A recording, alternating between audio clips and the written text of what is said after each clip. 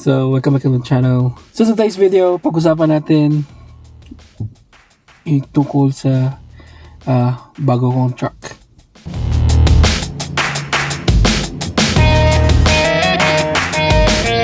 So, once again, my name is Ben and you're watching BDC 1817. So, it's been a month. Last month ko pa binili. I think, mahigit 1 month na.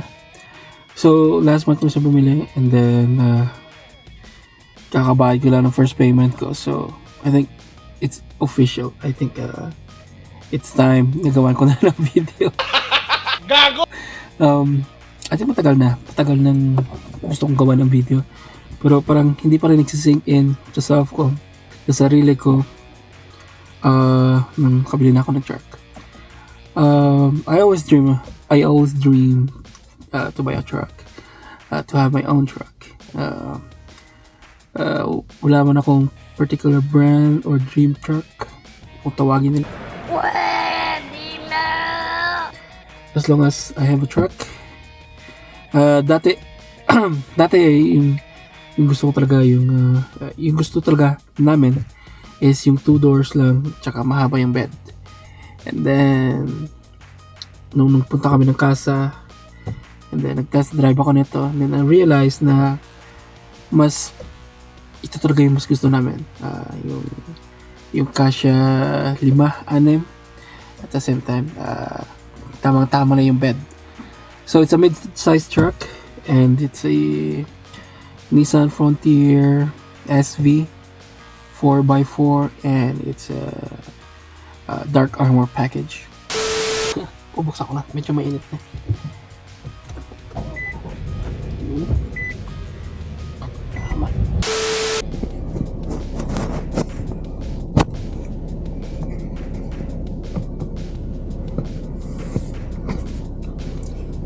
Yan, ito, kwento ko lang yung nangyari.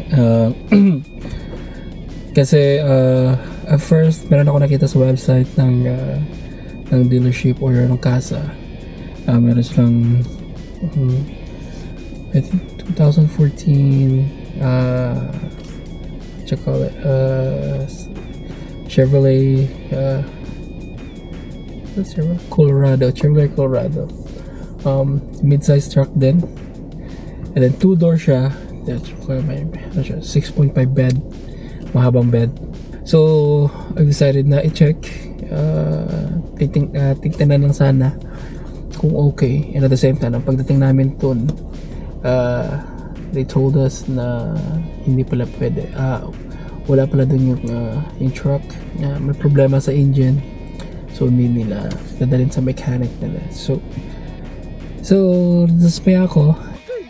At the same time, one of the rep says na try nyo subukan itong bago, yung 2026.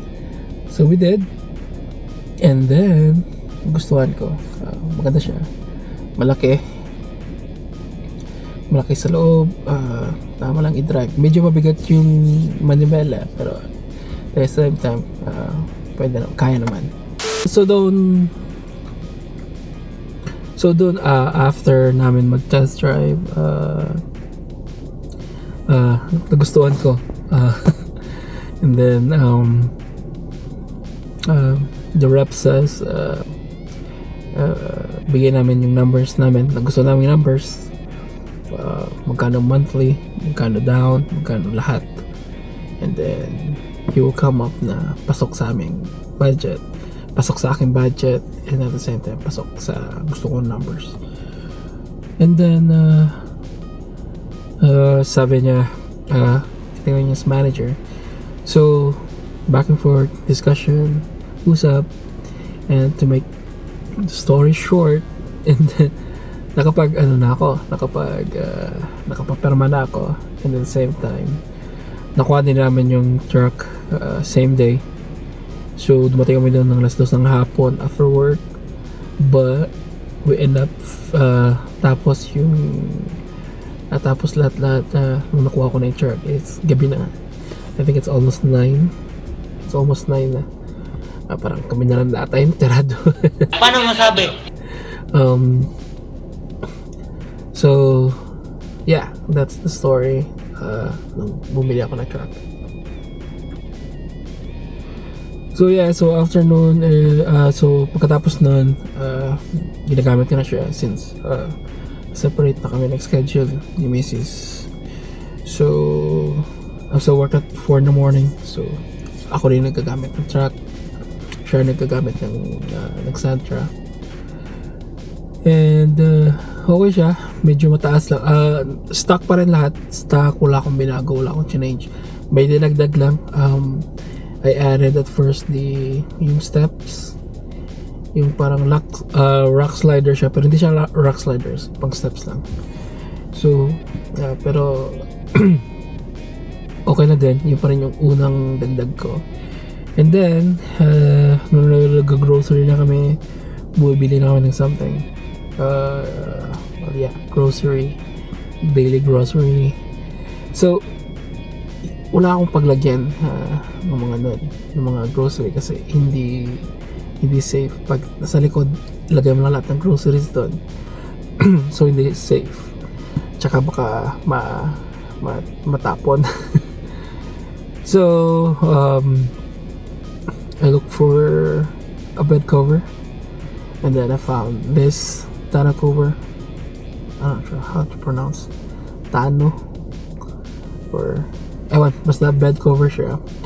So it's from Real Truck, and then it's a Trifecta 2.0, and then soft lang siya, and a tri-fold. So if hindi mo siya gagamitin, pwede siya ma-fold ng 3 beses, tsaka i-clip mo lang. And then yeah, so secure na. So secure na yung groceries namin, yung mga pinamili namin. Alright, so the next thing is, I think, the gas. Yeah, so since truck, malaki yung gas, malaki yung tangke. Medyo dati kasi nung nasa Sentra pa, I think 25 yung pinakamataas ko na per week. Sa gas lang yun. Day-to-day work lang yun. Bahay, trabaho, or sundot sa mga banda. So it's only $25 a week. And then nung nakuha ko tong truck, and at the same time, tumaas yung gasolina. So more or less 40 to 60 every week na. So from 20 to 40 to 60. Eh, same thing pa rin. Bahay, office, hatid sundo sa mga bata. So, medyo tumaas na yung yung gas, and medyo tipid-tipid na. Pwede na! Plano para sa truck. So basically, mas gusto talaga outdoors. So punta ng ranch, camping, range.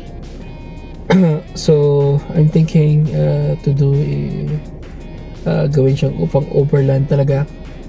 Pero nung nakita ko yung mga presyo ng mga gears para sa overland, talaga mahal. Okay, yeah. So at the same time, medyo napapatayo.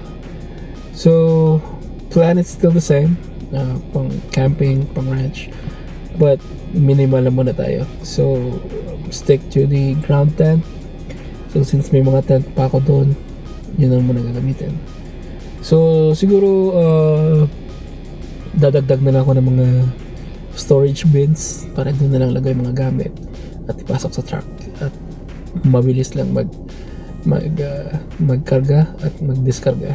So walang hassle, di ba?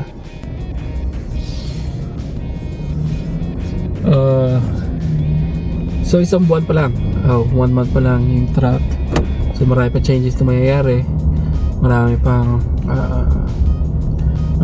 plano, but daan-daan lang, pakonti-konti lang, kasi medyo padami na naman yung mga dinagdag ko. yung kahit pa konti-konti lang, ipaliit-liit lang, eh medyo madami na din. So pinagalitan na tayo ni Mrs. So dahan-dahan lang muna, take time kasi busy din naman ako sa trabaho, and at the same time hindi naman ako makakagala. So chill muna. So kung anong meron ako ngayon, okay lang muna. But I'm still planning to do a Falcon tires, 80 tires, all-terrain tires, and then the 2.5 lift. Yung magdadagdag lang sila ng spacer, ewan ko pa, tara na tayo. So chill na muna.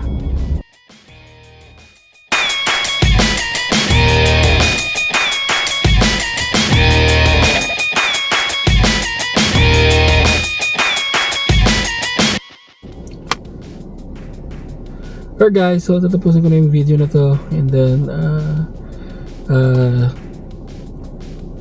abang-abang lang tayo, and hopefully makapag-ipon tayo, and then makapag-patuloy na sa ating mga plano kung ano mangyayari sa truck to. But right now I'm still happy kung ano siya ngayon, and then I'm glad na nakapag-decide na ako na kumuha na talaga ako ng truck. So alright guys, so thank you so much for watching, and thank you so much for tuning in. Please don't forget to like this video and subscribe to this channel. Oh, by the way, the name of the truck is Shadow. Say hey to Shadow. Bye guys.